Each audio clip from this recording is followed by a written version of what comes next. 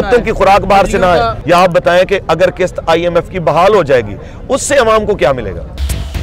अल्लाह और अल्लाह के रसूल के साथ जंग बंद करें। हमारे एक साहब तो कह रहे थे कि भाई हम सिर्फ गिरवी रखेंगे, रहेंगे हमारे पास ही।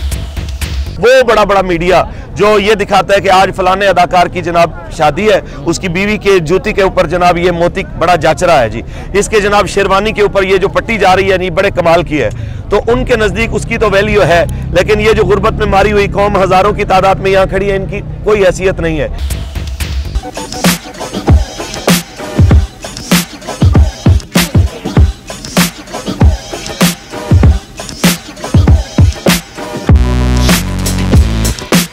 हमारे एक साहब तो कह रहे थे कि भाई हम सिर्फ गिरवी रखेंगे, रहेंगे हमारे पास ही।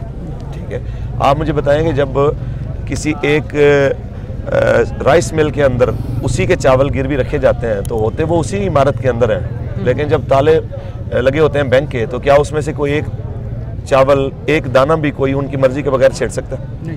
तो जाहिर है कि जब एटमी असासे आप उनको देंगे तो क्या फिर कोई चीज़ आपके पास होने के बावजूद भी आपके पास होगी?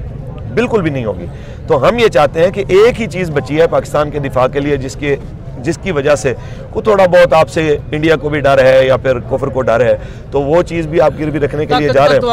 ताकत का तवाज़ुन बरकरार रखने के लिए वो चीज़ भी आप गिरवी रखने के लिए जा रहे हैं। रही बात गरीब की, गरीब को तो पहले भी कुछ मिलने को तैयार नहीं। या आप बताएं कि अगर किस्त IMF की बहाल हो जाएगी उससे अवाम को क्या मिलेगा? अच्छा ये बताएं, अगर पाकिस्तान डिफ़ॉल्ट कर जाता है तो गरीब आदमी जो है उसको उसके ऊपर क्या असरात मुरतब होंगे? मेरे नज़दीक तो अगर पाकिस्तान डिफ़ॉल्ट कर जाता है ना और क़यादत बंदे के पुत्र कोई ऊपर बैठे हों तो 1% का भी फ़र्क नहीं पड़ सकता। मैं आपको एक मिसाल दूंगा। डिफ़ॉल्ट करके मुल्क को कम से कम दुनिया मानती तो है ना कि ये जनाब ये गवर्नमेंट है, ये हम मानते हैं। अफगानिस्तान को तो किसी दुनिया के एक मुल्क ने भी नहीं माना, किसी ने भी तस्लीम नहीं किया कि यहाँ पे इसकी गवर्नमेंट को हम मान रहे हैं। उसके बावजूद वहाँ पे डॉलर 85-86 रुपए का है, वहाँ पे पेट्रोल जो है बाज़ खबरों के मुताबिक 37-38 का है, चलो जी मैक्सिमम लगा लें तो 70 रुपए का है। तो जिस मुल्क में 42 साल जंग लगी रही है, जिनको कोई मानने को तैयार नहीं है, वहाँ पे कीमतें हमारे मुल्क में खाने पीने की अशिया सबसे कम हो, रोटी 5 रुपए की हो, इधर 20 रुपए की हो, तो आप समझ लें इस चीज़ को कि डिफ़ॉल्ट से कोई फ़र्क नहीं पड़ता। ऊपर बैठे हुए लोगों की अय्याशी कम करने की ज़रूरत है, सारा कुछ ठीक हो जाएगा। अगर पाबंदियों की बात करते हैं तो हमसे ज़्यादा पाबंदियाँ ईरान पे मौजूद है। अगर कोई लोग कोई जाते हो वहाँ पे तो अच्छी तरह उन्हें पता होता है कि भाई आज भी वो सैर व सियाहत के लिए अफ़गानिस्तान के बाद सबसे सस्ता मुल्क है। यानी खुद कफील होने की ज़रूरत है। आपको डिफ़ॉल्ट से कोई फ़र्क नहीं पड़ेगा। हाँ, डिफ़ॉल्ट से फ़र्क पड़ेगा उन्हें जिनको चॉकलेट जिनकी बाहर से ना आए तो उनको मज़ा नहीं आता, जिनकी कॉफ़ीज़ बाहर से ना आए तो उनको मज़ा नहीं आता, कुत्तों की खुराक बाहर से ना आए, बिल्कुल। और वो साथ में वो क्या होता है KFC की जनाब वो जो उनके अंदर चीज़ें डाली जाती हैं वो प्रोडक्ट्स बाहर से ना आए तो उनको मसला होता है। आपको मेरे जैसे दुर्वेश लोगों को कोई मसला नहीं है। वो अल्लाह चीफ जस्टिस साहब ने एक सवाल इसके बाद मैं आपसे सवाल लेता हूँ।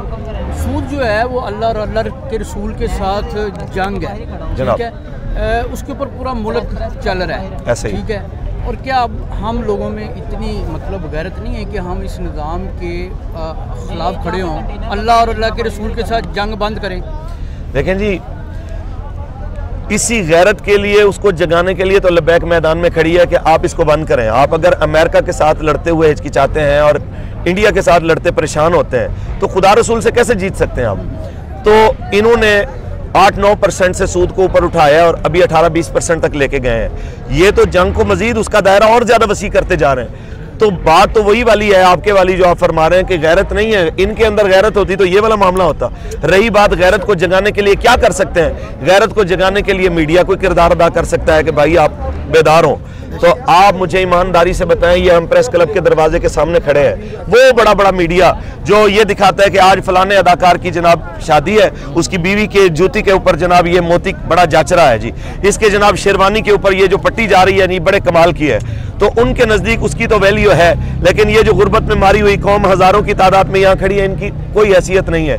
गैरत को जगाने वाले खुद ही सोए हुए हैं। वो उनका इसकी वजह है ना, इसकी वजह ये है कि ये जो निज़ाम चल रहा है सारा सूदी निज़ाम है। देखिए, जो भी हम मेहनत करते हैं, कमाते हैं, वो सारी तो अपना आप सूद के तहत जो है वो अपना दुनिया को भेज देते हैं, IMF को भेज देते हैं, वर्ल्ड बैंक को भेज देते हैं। और उस तरह से ये जो है अपनी जो माशी इंडिपेंडेंस कायम नहीं कर सकते। जब नहीं कर सकते तो फिर ये लोग इश्तहारात लेते हैं, ठीक है, कमर्शियल भी लेते हैं, गवर्नमेंट से भी लेते हैं। जब वो इश्तहारात लेते हैं तो उसके बाद ब्लैकमेलिंग शुरू हो जाती है। जो भी आजिर होगा वो आपके ऊपर फिर काबूज हो जाएगा, आपसे अपनी मर्जी का काम करवाएगा। तो क्या सबसे पहले सूद का निज़ाम नहीं ख़त्म होना चाहिए? देखें वो नेक बख्तो वो तो 100% पहले ख़त्म होना चाहिए, लेकिन मुझे बताएं कि एक होती है कुव्वत नाफिज़ा।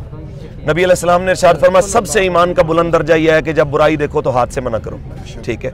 उसके बाद दूसरा दर्जा ईमान का यह है कि ज़ुबान से मना करो। तीसरा दर्जा यह है कि उसको दिल में बुरा जानो। हम पहले वाले हिस्से में तो पहुंचे ही नहीं है, ना आप पहुंचे ना मैं पहुंचा हूं कि भाई हम उसको रोक सकें पावर के साथ। पावर किसी और के पास है।